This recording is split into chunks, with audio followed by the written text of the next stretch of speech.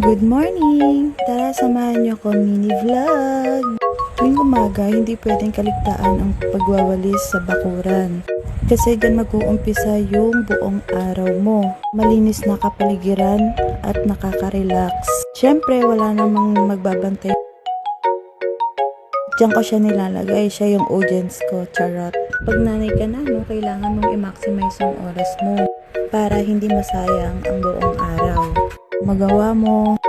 Madalas nga pag natutulog na yung anak ko, tsaka ko lang tatapusin yung mga dapat gawin. Kasi wala namang ibang tutulong sa'yo kundi sarili mo lang eh. Wala kang ibang aasahan kundi ikaw lang. Kaya mas pinili ng partner ko na magstay na lang ako dito sa bahay. Kasi mas gusto niya mag-focus ako sa mga anak niya.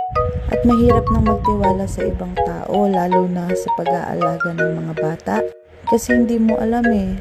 Tulad na lang ng mga nababalita. Hindi mo alam na sasaktan na pala yung mga anak mo nang hindi mo nalalaman.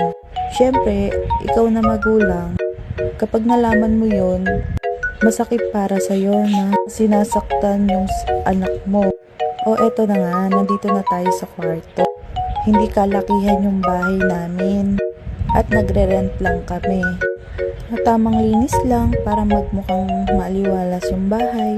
Kasi nakakairita pag ang dami-dami mong naaapakang dumi sa sahig eh.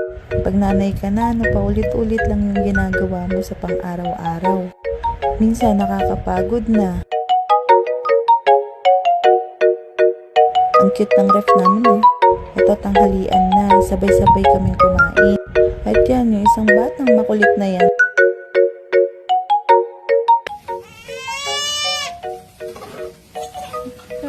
Ito yung bunso ko.